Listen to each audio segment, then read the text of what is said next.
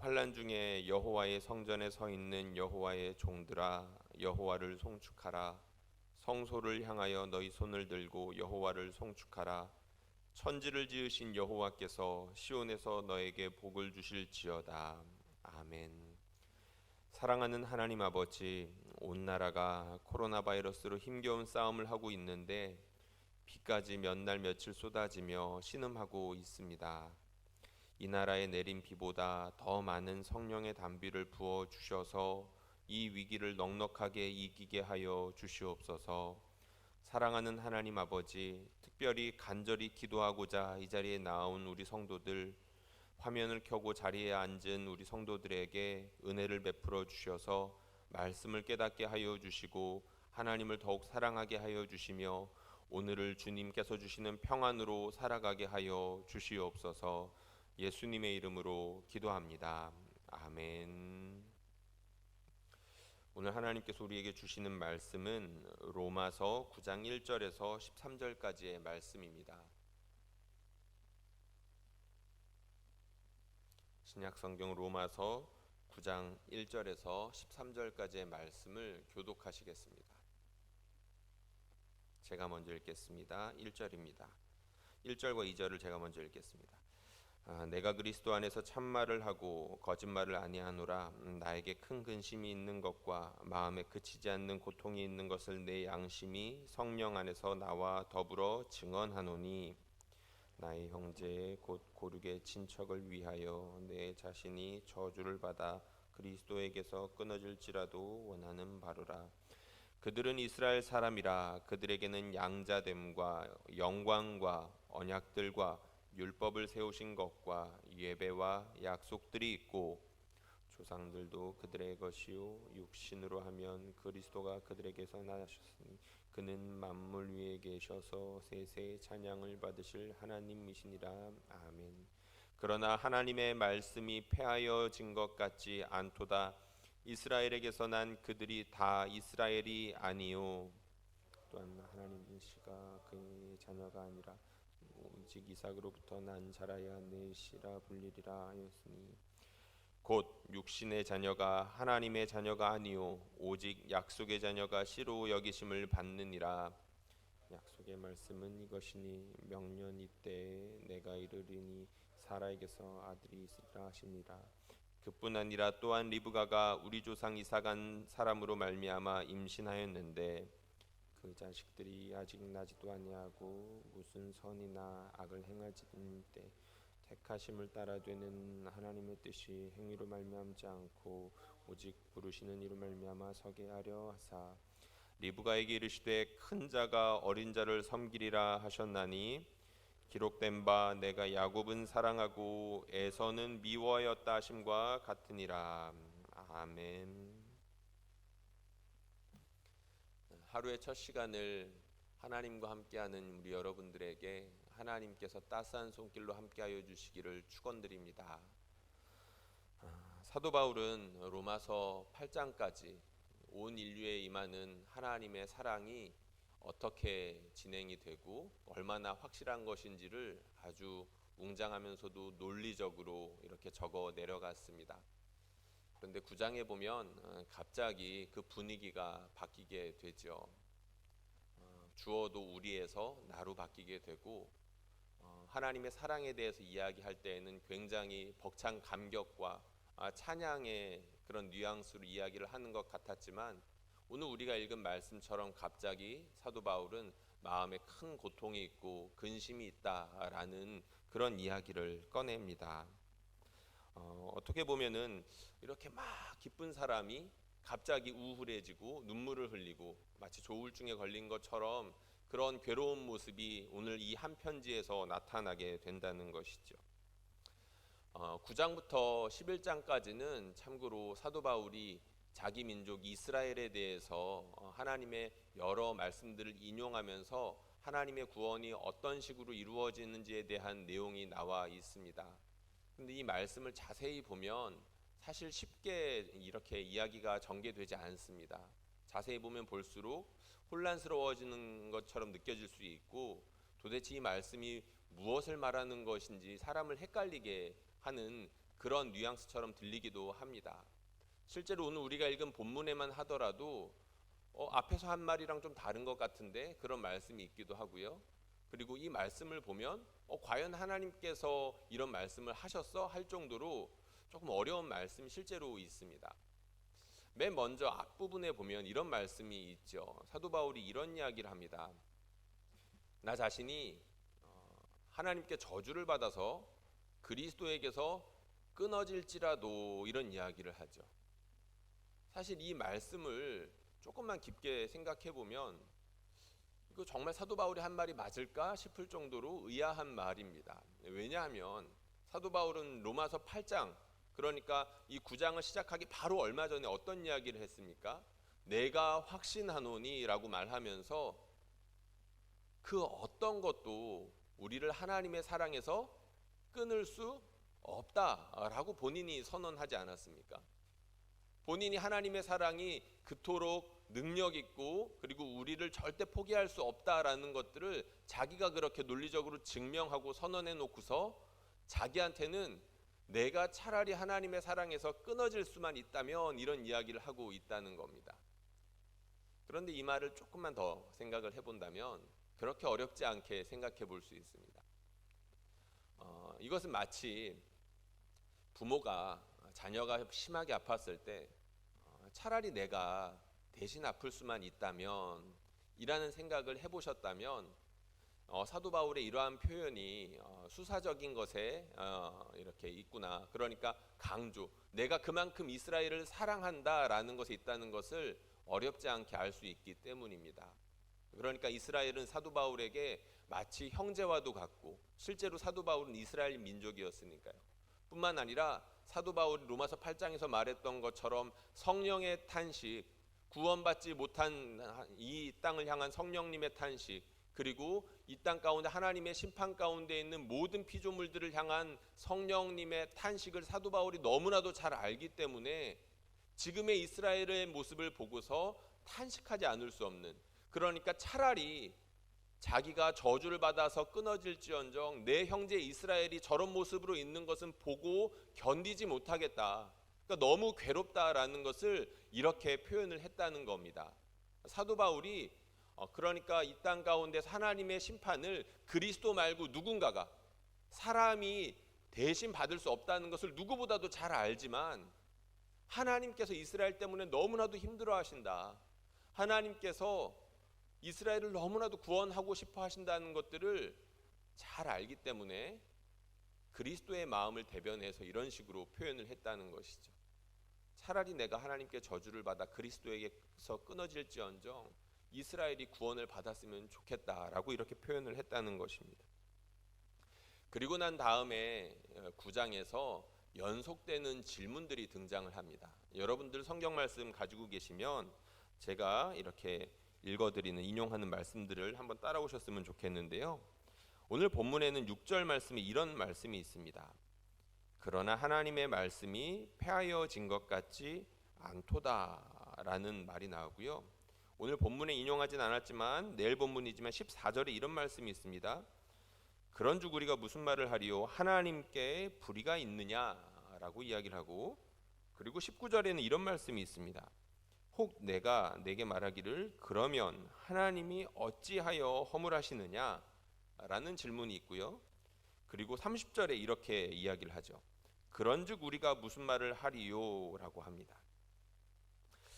그러니까 사도 바울이 이스라엘에 대해서 이야기를 해야 되는데 이스라엘의 겉모습을 보자면 하나님의 말씀이 마치 실패한 것처럼 보이고 하나님이 마치 무엇인가 허물이 있는 것처럼 보이고 거기에 대해서 우리가 할 수 있는 말이 마치 아무것도 없는 것처럼 너무나도 부조리하고 모순적인 것처럼 보이는데 정말로 그러한지를 말씀으로 따져보자라고 사도 바울이 이야기를 하고 있는 겁니다.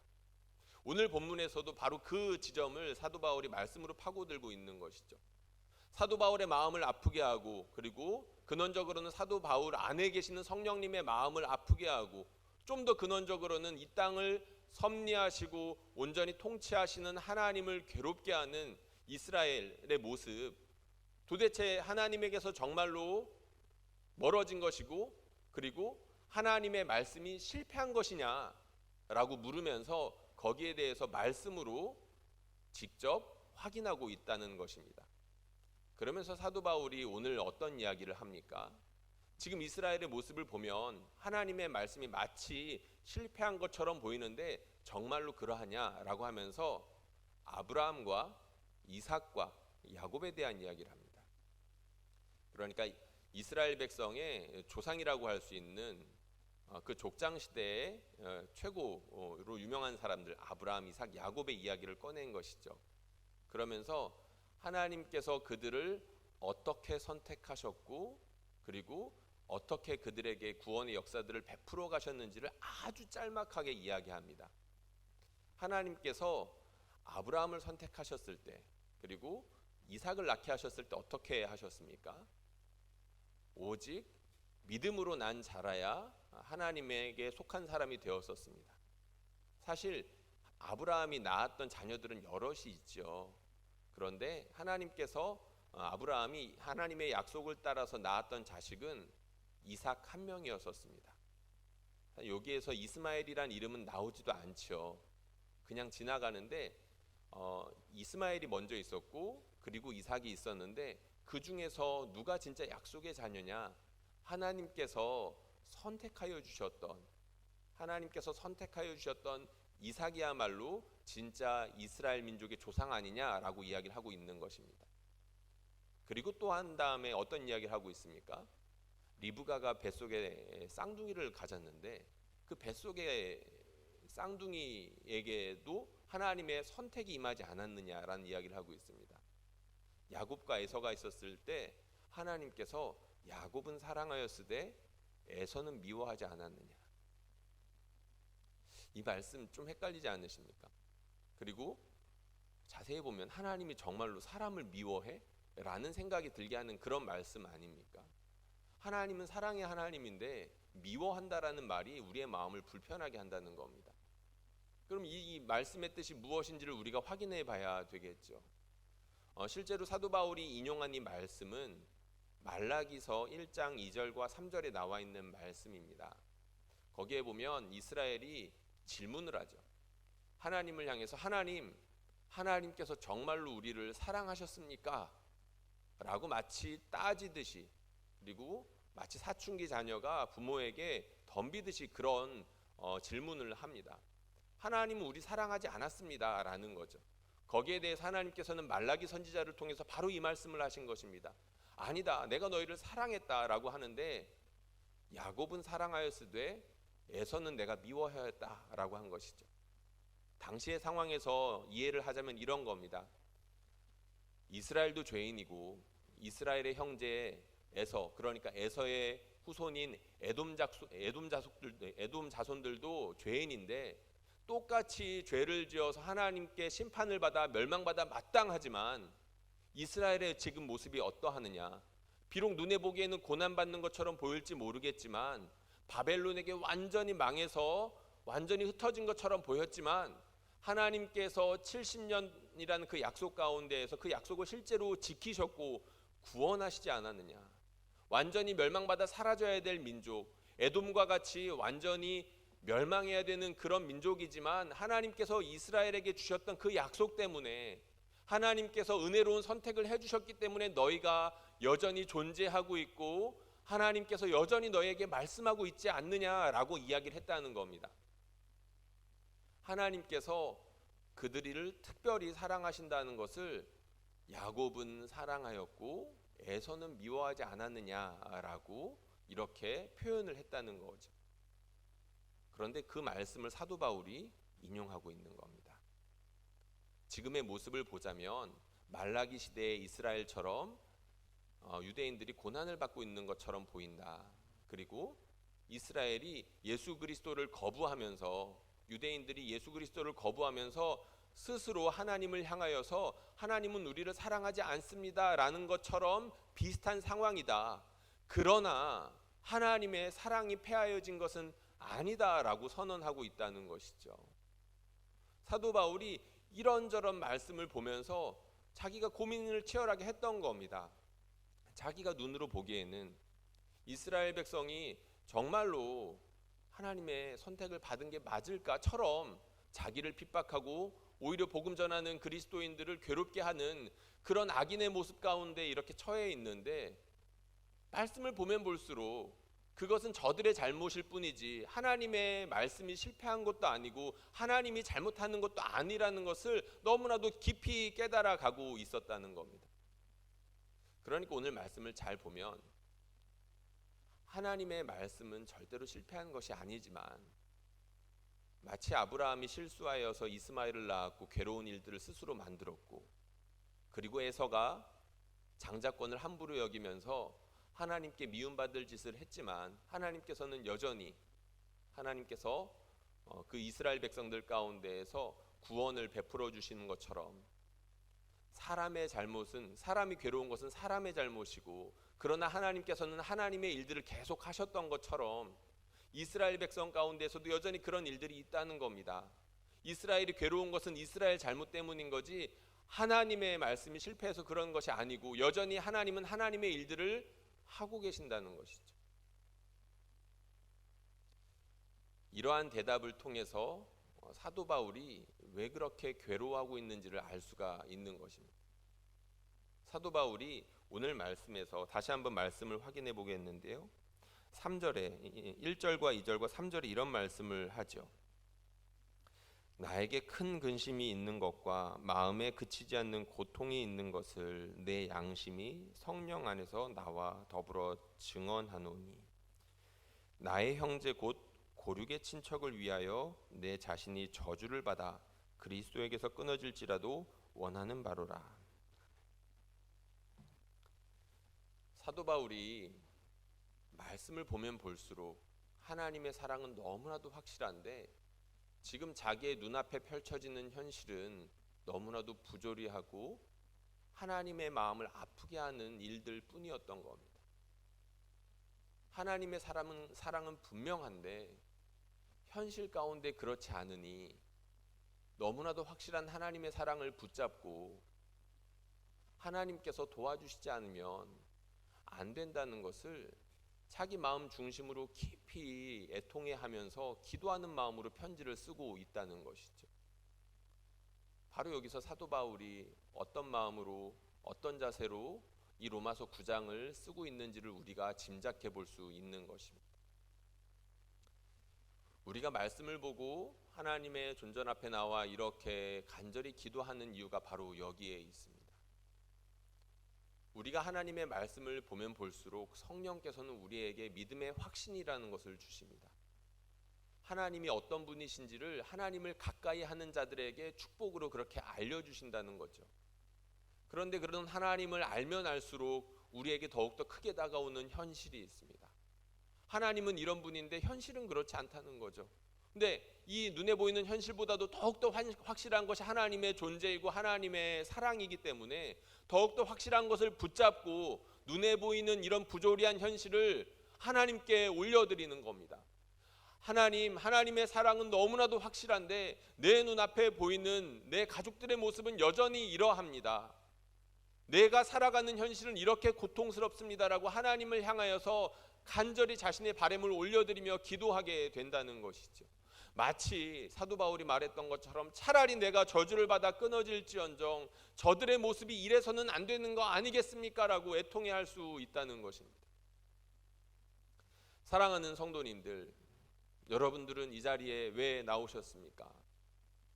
간절한 기도의 제목이 있기 때문에 여러분들이 이 자리에까지 나오셨을 것입니다. 하나님은 분명 나를 사랑하시고 내 가족들을 사랑하시고 이 나라를 사랑하시는 게 너무나도 분명한데 눈에 보이는 현실은 그렇지 않다는 것들을 너무나도 잘 아시기 때문에 나온 것 아니겠습니까? 바라기는 오늘 우리가 기도할 때 성령께서 우리에게 믿음을 더하여 주셔서 사도 바울처럼 이렇게 기도하는 마음으로 살아갈 수 있게 하시기를 주님의 이름으로 축원드립니다.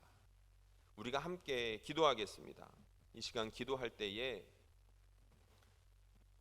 사도 바울의 마음, 정확히 말하면 성령의 이러한 탄식을 우리에게도 허락하여 주십시오.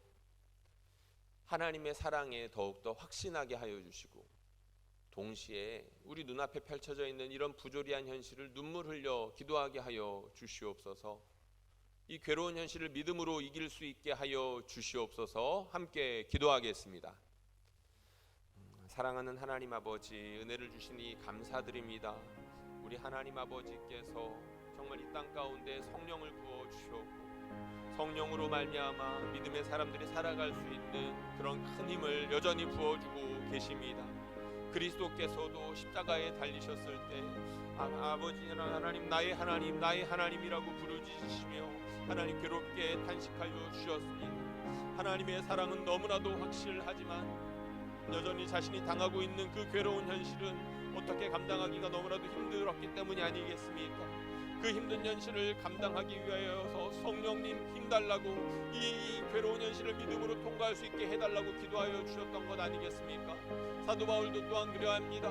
하나님 아버지, 사도 바울 또한 자신의 민족이 유대인들이 하나님 아버지 앞에서 마치 버림받은 것처럼 그러한 모습을 끊임없이 보이고 있을지라도 하나님의 사랑이 더욱더 확실하니 그것을 붙잡고 이렇게 통하게 기도하는 것을 우리가 확인하였습니다.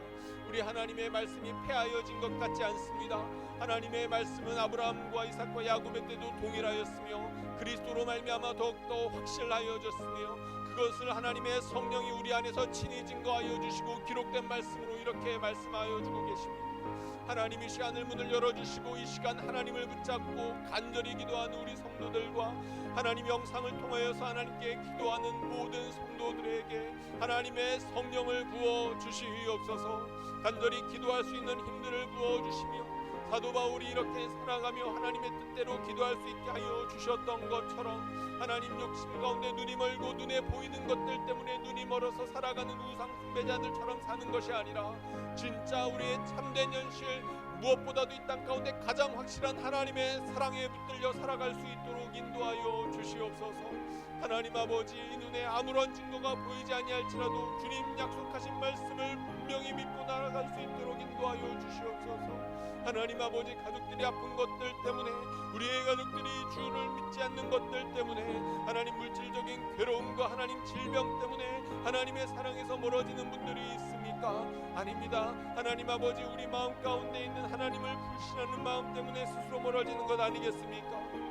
이 시간 기도할 때에 성령께서 믿음을 더욱더 견고하게 하여 주시며 자신의 욕심으로 하나님으로부터 멀어지는 것이 아니라 오히려 너무나도 분명한 하나님의 사랑 때문에 하나님 아버지 앞에 간절히 기도할 수 있게 인도하여 주시고 전능하신 하나님으로 말미암아 이런 하나님과의 뜨거운 관계를 다시 한번 이어갈 수 있도록 인도하여 주시옵소서. 그 마음 가운데 성령을 부어주시며 온전히 그리스도께서 지극히 무서워하여 주셨던 것 하나님 살아계신 하나님과의 교제가 끊어지는 것에 대한 두려운 마음이 우리 가운데 있어야 되지 않겠습니까? 내가 하나님으로부터 떨어지는 것